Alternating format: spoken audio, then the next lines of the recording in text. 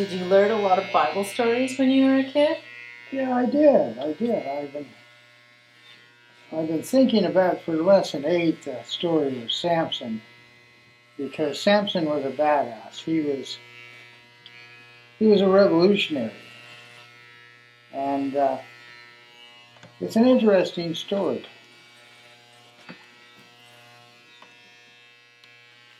What's most interesting about it?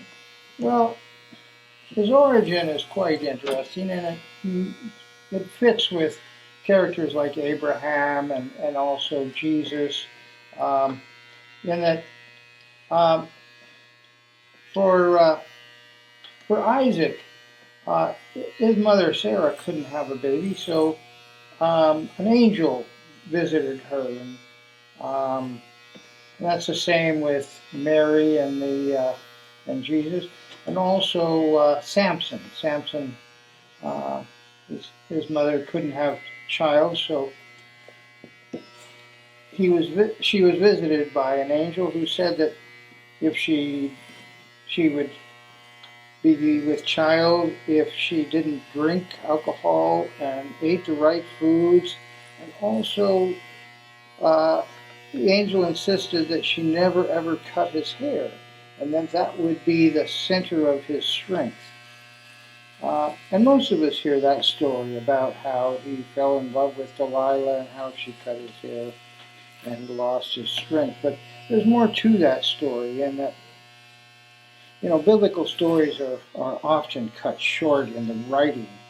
Uh, but I'm sure that when they were oral stories and told, they were embellished and they were much longer. But anyway, if Samson was actually a historical figure, it was at a time when the Israelites were oppressed by the Philistines. And so Samson, as he grew up, decided to take on the Philistines.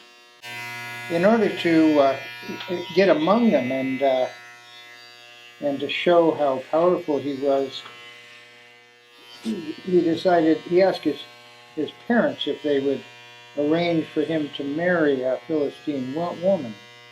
And so his parents went to that family and they arranged a marriage.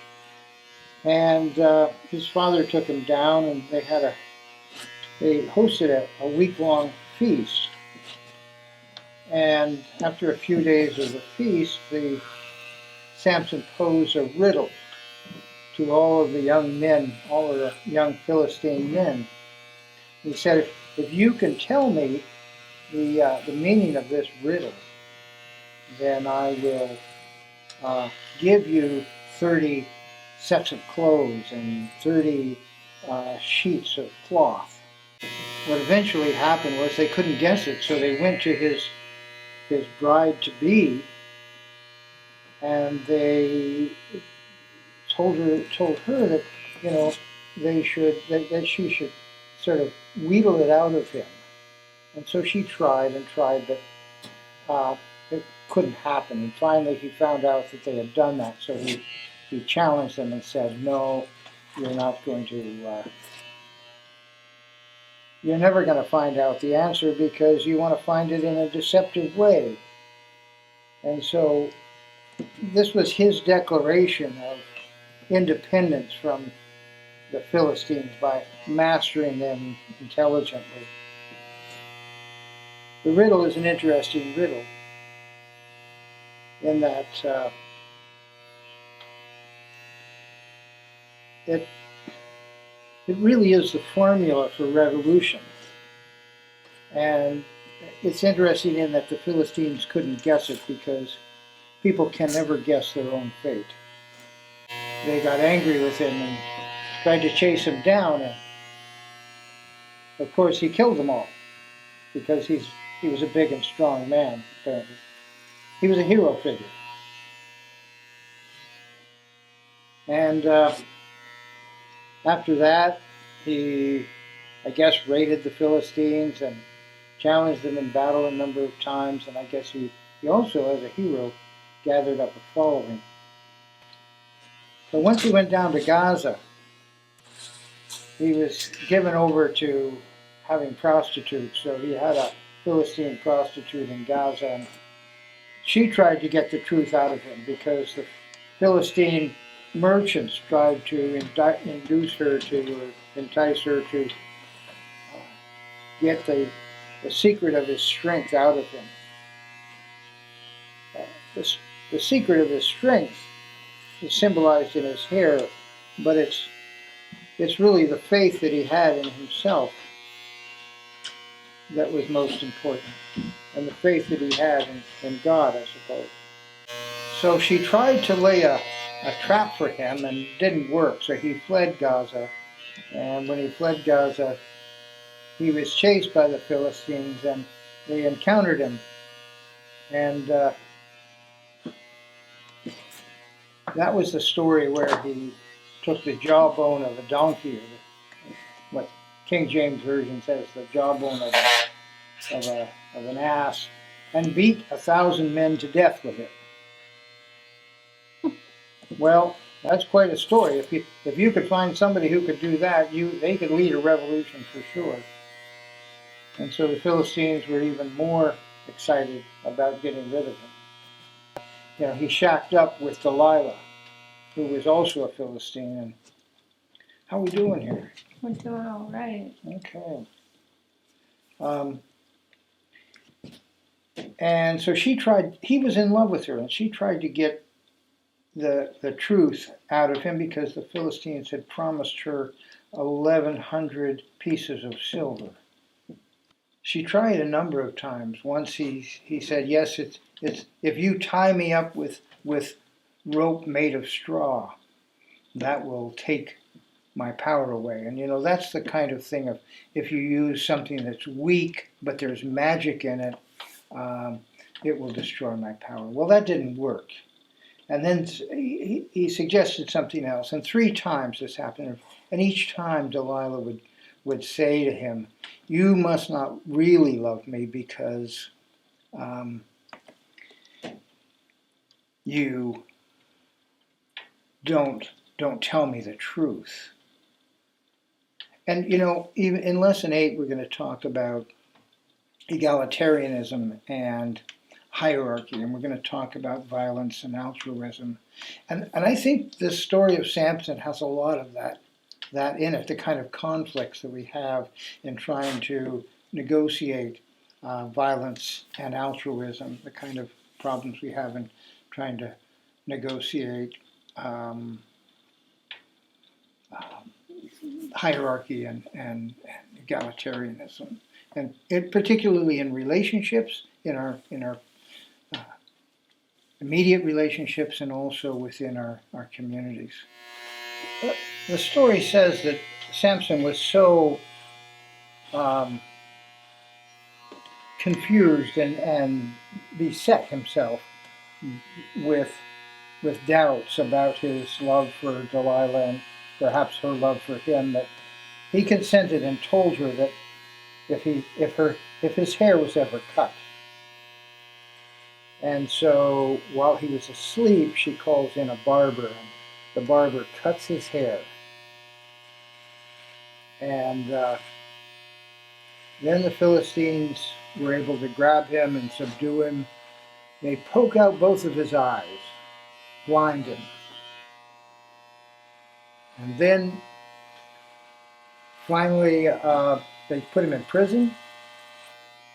And as he's wasting away in prison, his hair begins to grow again, and his strength returns. But they forget about that. And, you know, many revolutions are this way: is that that the elites subdue a revolution, but they forget that a revolution never really goes away.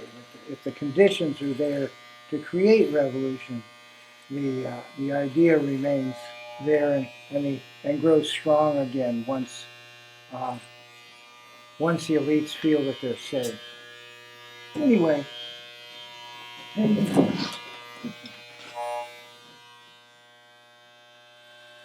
so eventually they bring him out of prison and they stand him up and make sport of him. And he asks his handler, because he's blind, right? that can he can he lean against the pillars of the building? And there's thousands of people on the roof and in the palisades, and uh, he's able to pull the pillars of the building down, and they all crash, and they all are dead. And Samson as well. But I guess his reputation still lives on after all this time. Really, the story lives on, I think, because uh, there's hidden meaning in it, the same way that there's hidden meaning in that riddle.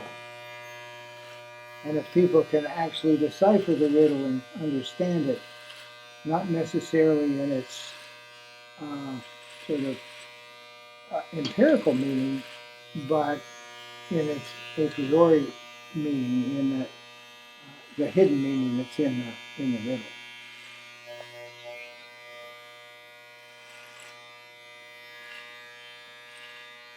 You know, you were talking to me about Bohm and how it's hard to trust the anthropological studies of the 19th century, particularly because they were done by wealthy, educated sons of English gentry, And they show their biases in yeah, a very huge way. folk tales are interesting in that they can be biased, but they preserve sort of a wisdom that's beyond just collection of data. Well, not that they're without bias. Well, of course they have bias. But they have the right bias for the place and time. Well, they have bias, but they're also carried on through time, and you can also look at folk tales and see how they're changed over time, and how those biases affect over particular periods of time. But they carry a universal wisdom in them as well, which is what you need to decode from the folk tales.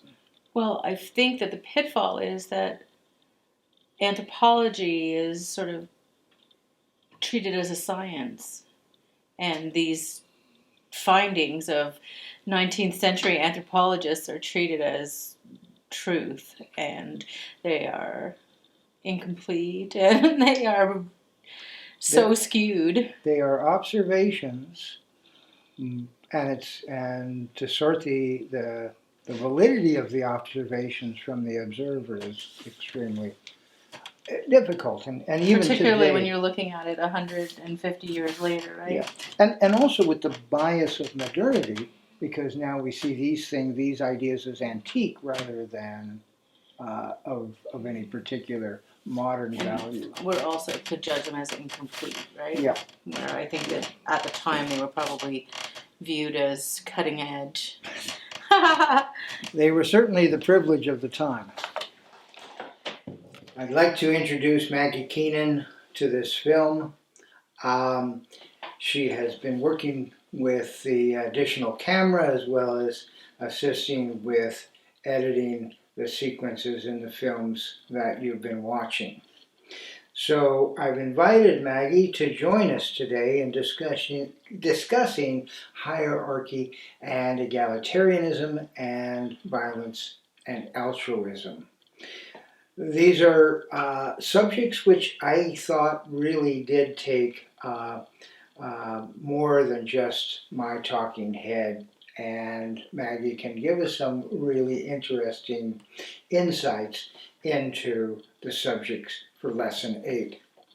So, Maggie, you've read the readings for this week? I have. And what did you think?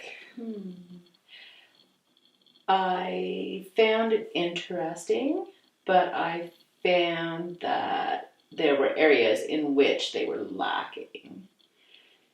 That's usually the case. Yeah. I mean, there is this common, sort of outlook that scientists or particularly academics are pretty infallible, but that's not the case. I think the students have found that most of the readings that I've given them, there's been some things that they needed to object to as well. This is really cutting edge, sort of questions. These are authors often that are working really on the very edge of knowledge, and what they have to rely upon are databases and ethnographic sketches that are pretty dated at times, and maybe 20 years old, and in some respects may even be 100 years old. Mm-hmm.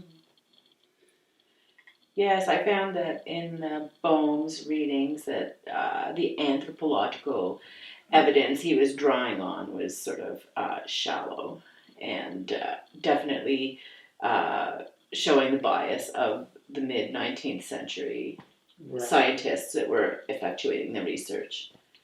Right, and that presents some pretty serious problems. Well, given that in modern times we recognize ways of thinking to be somewhat erroneous, or at least lacking in depth or lacking in inclusivity.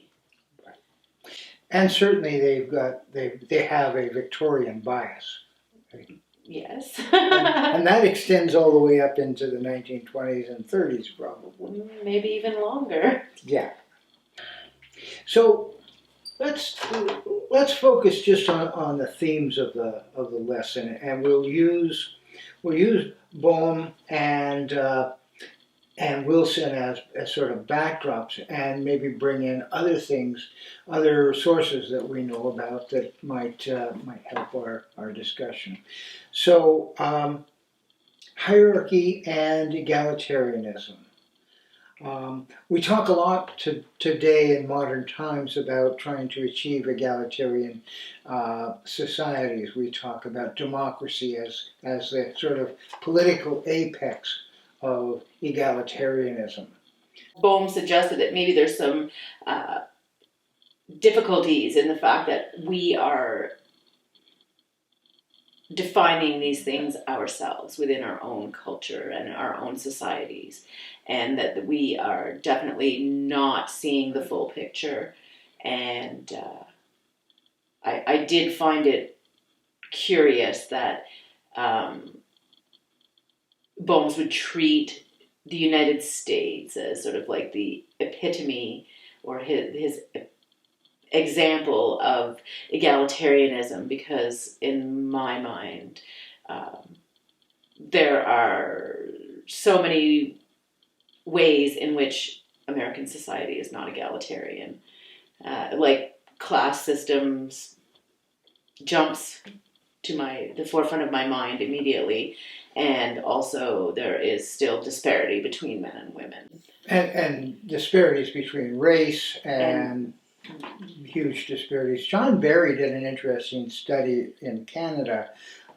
John was a psychologist in the Department of Psychology at Queen's not too many years ago, but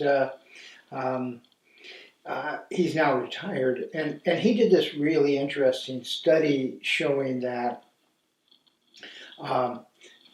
each ethnic group, in terms of its migration, could be rated in terms of the acceptability of all the other groups that were already settled here. And what he found was that people from Western Europe were far more accepted than, say, people from South Asia. He found that people were much more accepted if they were from the Middle East rather than Africa. So, these markers, just the physical markers that the majority recognize as different, set people apart and set them at values less than the mainstream. That sort of speaks to the Wilson idea of kinship, eh? Yeah. And that recognizable, or the sort of us and them.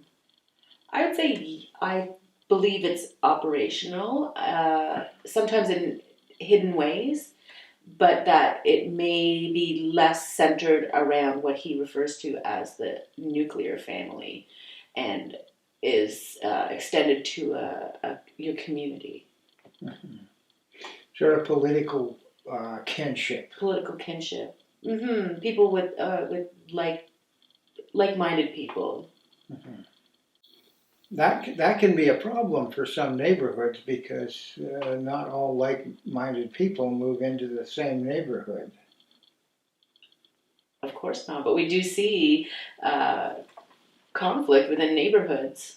What about certain groups within neighborhoods or class systems? For instance, I've looked at Aboriginal youth gangs, and they sort of replicate domestic modes of protection and kinship recognition, but they may be from different reserves. For instance, when you look at Winnipeg, Winnipeg draws from a huge catchment area.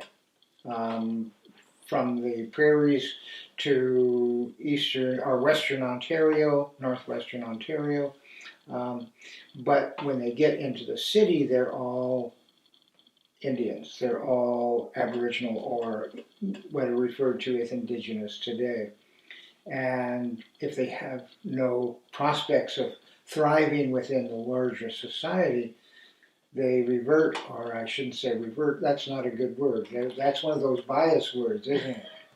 They collect together. Because I would say because they recognize each other. They consider each other kin. And that would be like a unifying factor. Yeah. So rather than their diversity or their difference making up something that they're ashamed of, it answers that drive to kin recognition. Mm-hmm. And in neighborhoods we do see that sometimes. Where I grew up in Montreal, there were often certain ethnicities that gathered in different neighborhoods. How did that happen in Montreal? The neighborhoods certainly weren't empty when, say, a group of immigrants came into that area? Oh no, but I would say that if it was a favorable and friendly enough neighborhood, that some immigrants would settle there and then they would invite their kin in, or the countrymen, and it sort of began to extend so that there were neighborhoods of Italian people and neighborhoods of Greek people and neighborhoods of Jewish people. Mm-hmm. When I was younger, I lived in Ottawa for a while, and I lived in a older neighborhood that had lots of mixed families. Our families, it was a mixture of families from different ethnic backgrounds, and it was interesting because you could see that all of the young kids, would get together and play on the street. It didn't matter. There was no sort of. They were all just kids. But as they got toward adolescence and into the higher years of adolescence, they tended to separate again out into kin groups. Into kin groups. I would say that was a similar thing in Montreal too. That as children we did not recognize the differences. We recognized more the similarities, I think, and that we were all kids and we are looking to play the same kinds of games and get along and be friendly. And as we got older, that it was certain markers became apparent, and that was sometimes used against you. It could be used against one another as a point of difference and othering, you know? A sort of separation was going on at Mm-hmm. that stage. Well, in this course, I try to show how these innate drives, the biological drives, are still inherent within us, that were formed during a period in which most of humanity lived indigenously. probably all of humanity lived indigenously in a Paleolithic period, and when these drives really developed and became strong. And we also see that some of these drives counteract each other. They're sort of like a good recipe where one spice doesn't overpower another, so to speak, and they all make something that's greater than the whole, or a whole that's greater than the parts. Mm-hmm. So that's why we still see these operational within neighborhoods today and in modern society, and will continue to go on. What about gender? How was your reaction to the gender differences involved in hierarchy and egalitarianism? Well, I found it interesting that Bohm suggested that females, women, were more egalitarian than men. And I would say my knee-jerk reaction is like, well, yes. But when I sit and consider it, I start to draw on some experiences and what I watch happening around me, and I think that he might not be completely correct in that, because I do see hierarchies operating within networks of women. Mm-hmm. And I wonder whether that is our natural tendency or if that is us playing into the patriarchy that still exists in society. Mm-hmm. I've wondered over the years, about polygamy. For instance, if women were more egalitarian in nature, then they would be much more accepting of polygamy. However, and obviously, it seems in this society, and maybe this is a bias, that men. But I think you can find examples throughout the world in most of the cultures that exist now and that we're aware of, where men are adverse to sharing a woman, whereas women can accommodate polygamy perhaps better because they're more egalitarian. Is there any truth to that, do you think? I think that women are able to recognize the advantages of polygamy, possibly. Whereas when monogamy is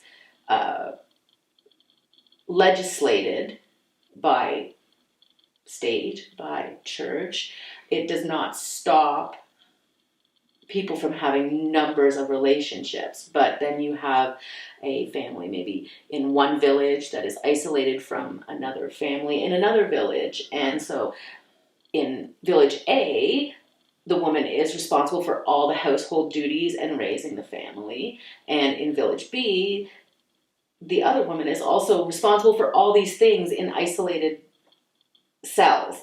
And instead of bringing it together and two women working for the benefit of one family, where they are able to accomplish more with two bodies, two sets of hands. Women work together in fantastic ways where they can accomplish much more than when they do work individually. I think that's true for men generally to work in groups together. They certainly may accomplish more as teams. And we see that Bohm talks about that in the really, really early stages of human hominid development. Men lived in one camp, and we still see this among certain ethnicities today, indigenous ethnicities, where men live in one camp and women live in another. Setup, which would give women a lot more power in male-female relationships, because they would be able to invite or turn away men, right? They would not have to. I'm not so sure that at that stage that they could. Well, they may be able to turn away with the assistance of a more dominant male. but I'm not so sure on their own they had the capability of turning anyone away who was asserting a certain degree of violence.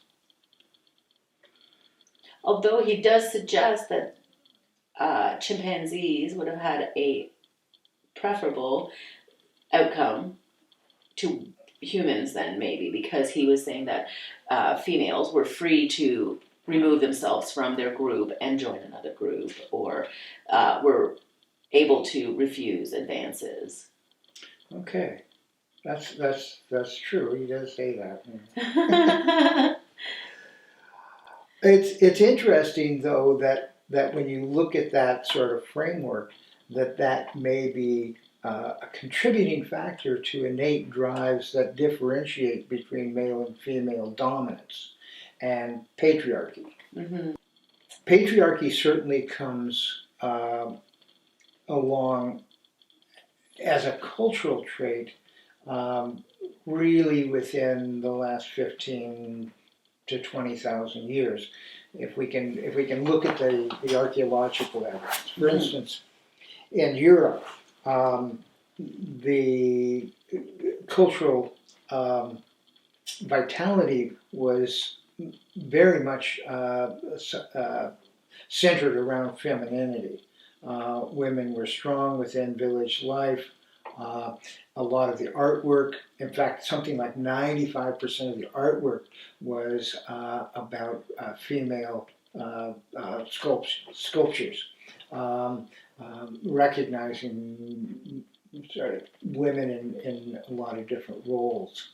Um, and it really wasn't until strong migrations from Eurasia that we began to see more defensive and militaristic action taking place in Europe, and that's where patriarchy began to develop a much more stronger role. Because of attacks from Eurasia? Or are they threatened by the power that women hold, you know? I don't know. Yeah, how do you mean? Are you suggesting that maybe because women are threatening that men have to become? I don't think women have to exhibit their power. I think women have innate power, and simply by the fact that they are the ones who carry new life into creation. Clearly, women in a hero's life play a very important role. For instance, in almost all of the hero stories, there's a mother-child relationship. When we think of Samson, for instance, that mother-child relationship, his mother was given certain instructions to follow God's way, but Samson didn't necessarily choose to follow that, but it's an important part of the story.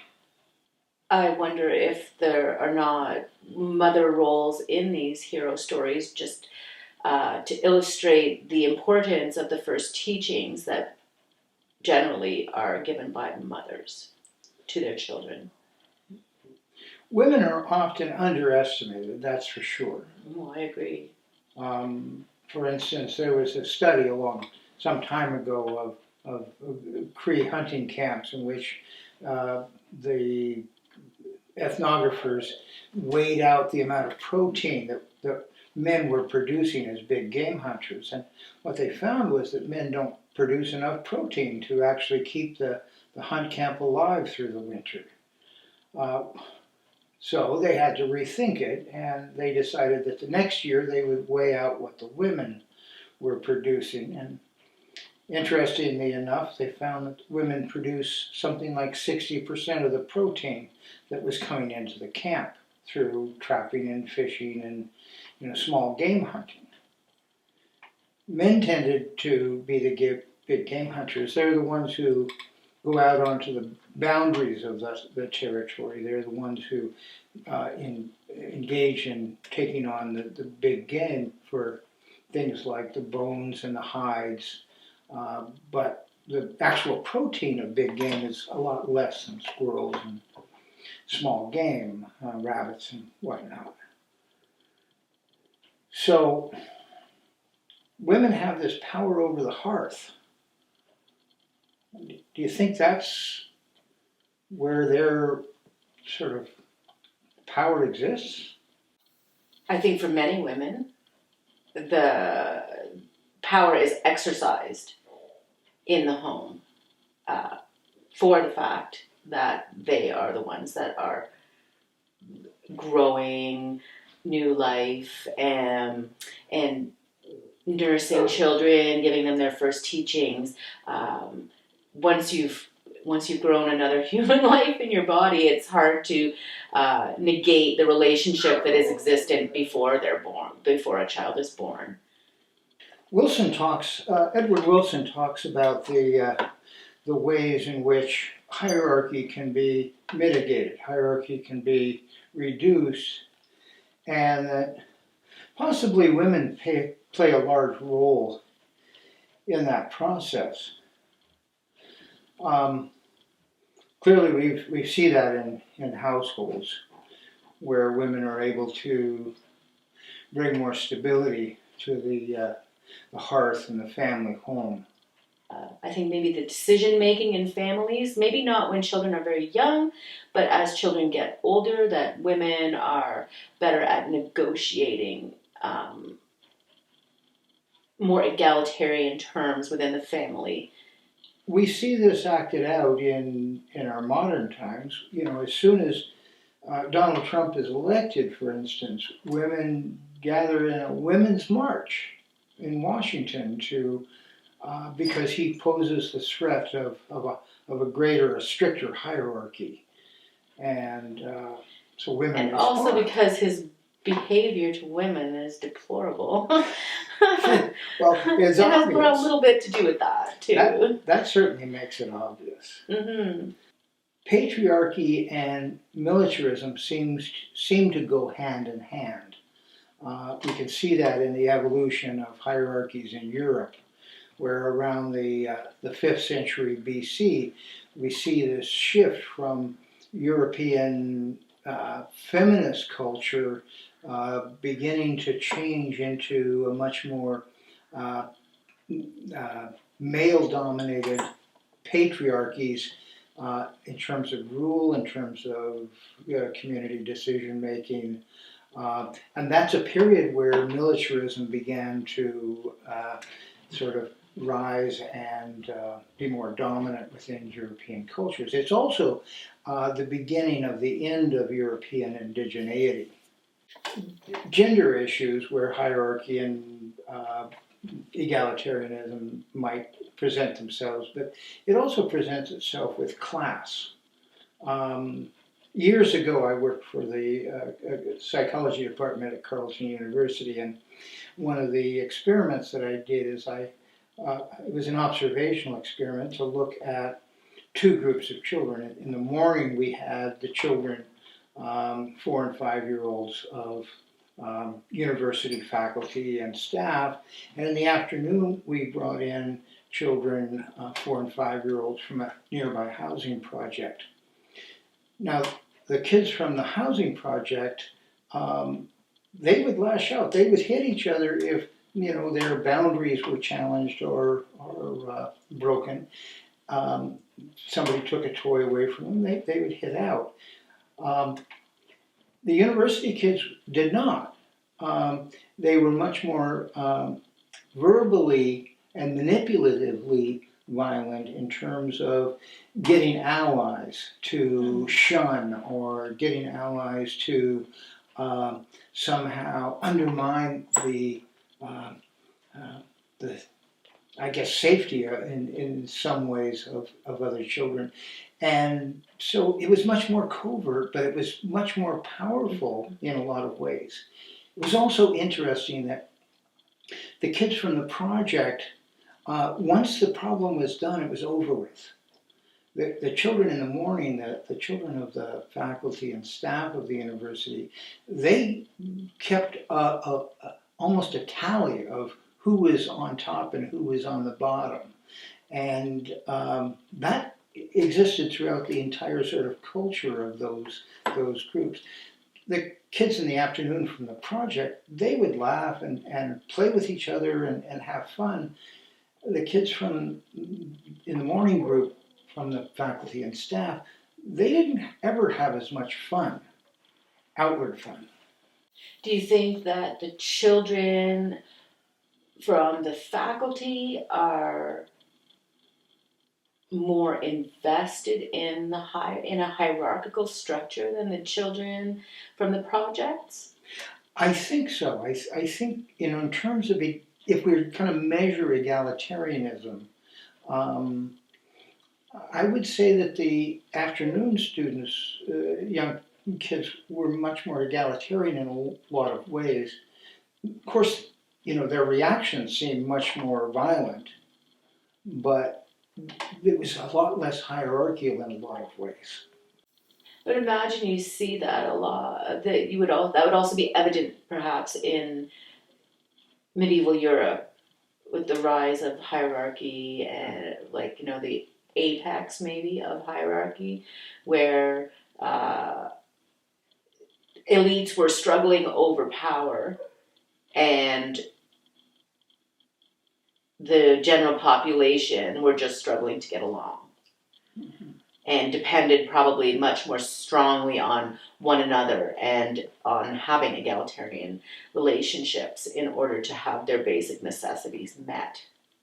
It seems as though egalitarianism, or at least the ideologies of egalitarian like democracy, arise from the lower classes, from the laboring classes, where hierarchies or hierarchy tends to be more enforced by elites. In fact, the elites basically tolerate the ideology of democracy um, in order to maintain a certain peace within the general population.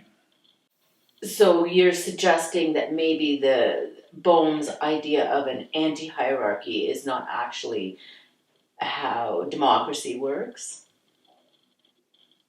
He suggested that the anti-hierarchy that is present in democracy was the many keeping the few in line.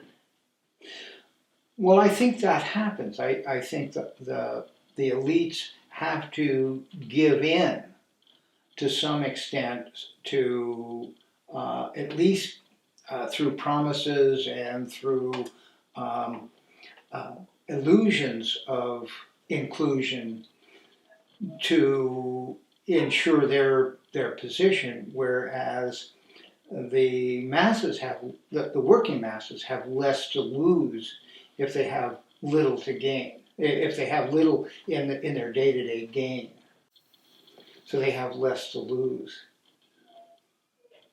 So then maybe the anti-hierarchy is largely just an illusion, and it's actually a hierarchy posing as an anti-hierarchy.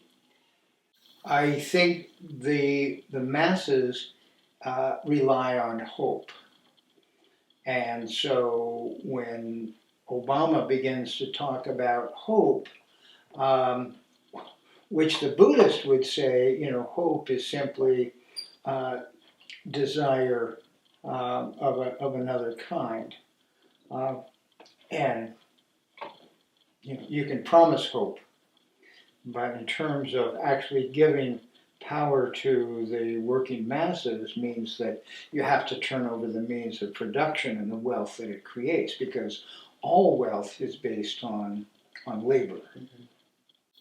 I did want to introduce an idea that I think students are going to come across in a future reading, and that is going back to Solon's.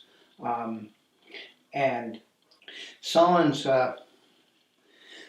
suggests that when some families produce more and others families produce less, sometimes less, so little that they don't even achieve sustainability, that a big man has to arise out of the group and distribute the wealth equitably so that everyone, and this is where altruism and egalitarianism, mandates that everyone should get something. And so it takes a big man or a hero to help distribute the wealth and make sure everyone is well fed and looked after.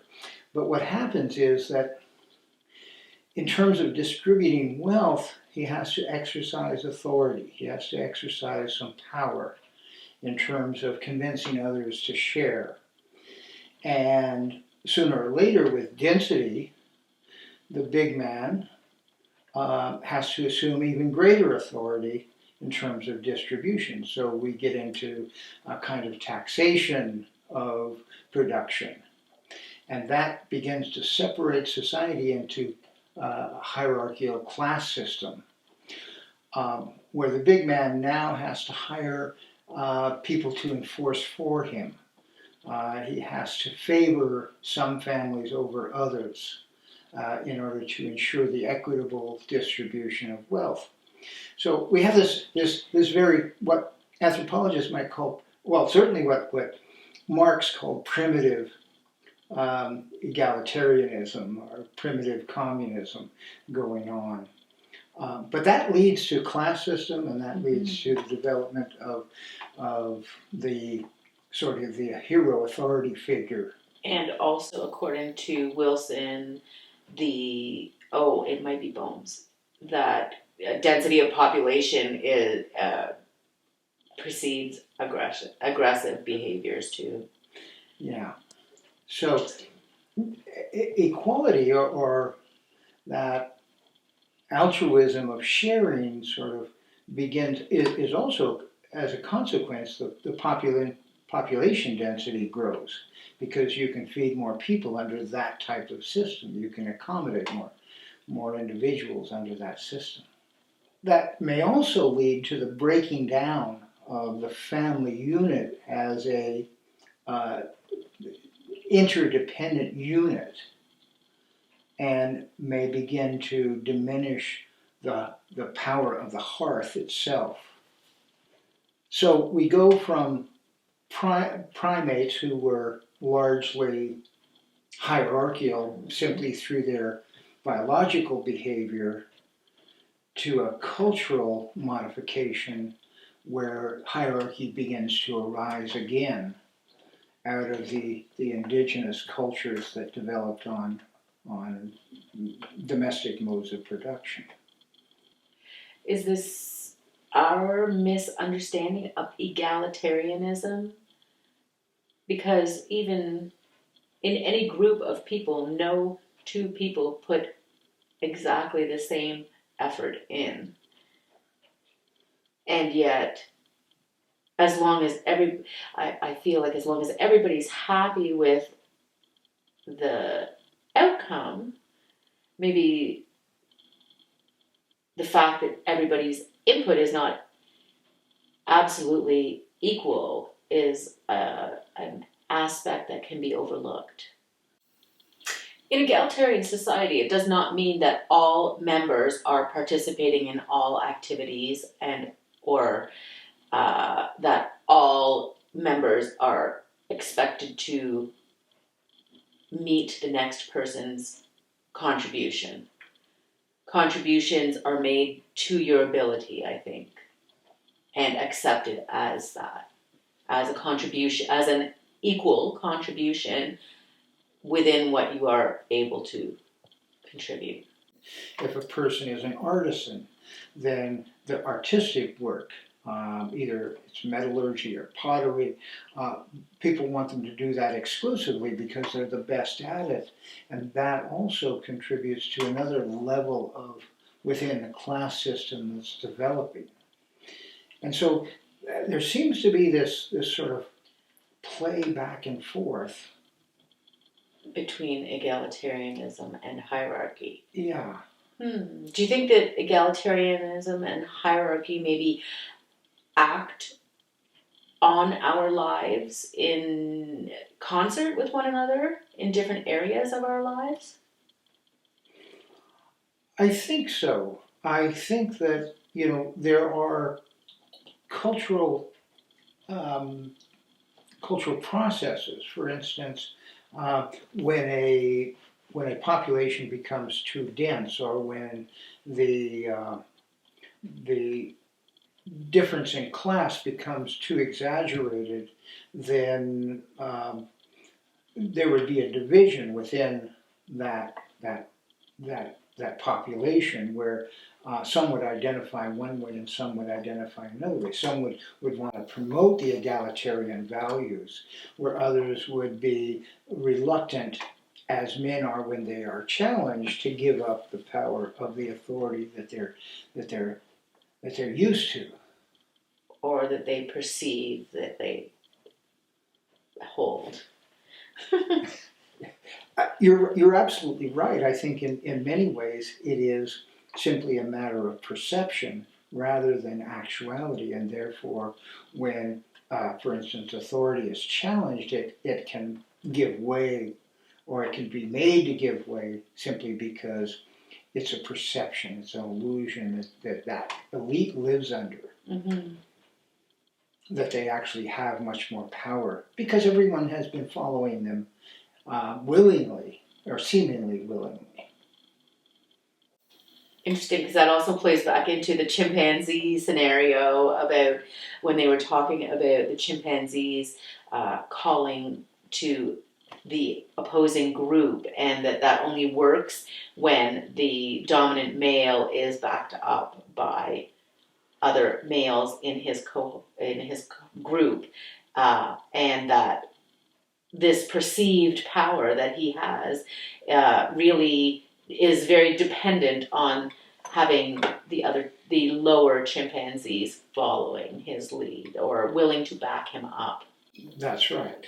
That's right. If they're not there to back him up, well, he's on his own. then he's on his own, or he has to retreat, and that his retreat may also signal for them to regroup and maybe reorder. And then the whole process starts up again. And that would in some ways reinforce the idea that hierarchy and egalitarianism are a unit into themselves. They're a whole process rather than that one cannot exist without the other, and that there is interplay. Yeah, that it's not a duality. They're not necessarily opposing processes, but they're processes, one that have a biological foundation, but also have to be acted out in a cultural sort of round dance. So Maggie, I'm thinking, that over time our desire for more egalitarian relationships grows. Even among men and women with intimate relationships, as we get older, we tend to be less hierarchical in our family relationships. Maybe culture may follow the same sort of pattern, because that's also I think a biological process as well. I was just going to say, it's interesting that you are suggesting that it might be that culture might follow that, because as we age, there is less and less sexual dimorphism between men and women, and that maybe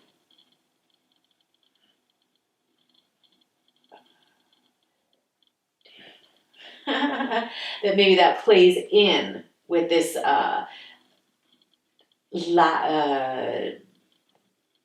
ebb in the desire for power or control over situations. So the battle of the sexes changes. It doesn't have to be a battle anymore, maybe. The role that elders play in this process, that, often we think about genetics is what we pass on when we're sexually active, when we have the ability to pass on our genetic package. But we forget sometimes of the role that elders play culturally in setting the, the relationships that younger people have with one another, and may also involve, to some extent, I would hope, the class struggles that we experience between hierarchy and egalitarianism. It sounds to me like you are maybe suggesting that the nuclear family, our conceptualization of the nuclear family, is the downfall of egalitarianism a little, because as we move away from egalitarian or indigenous societies, where elders and children are in absolutely very close contact, where most of the teachings that children receive come from the elders. Maybe it's their influence on the children that allows for the continuance of egalitarianism. Bringing up this issue of polygamy, that when we lived in less dense and more egalitarian societies as indigenous groups, that the practice of polygamy was widespread. Are you thinking that you might be ready for another wife or two in the family?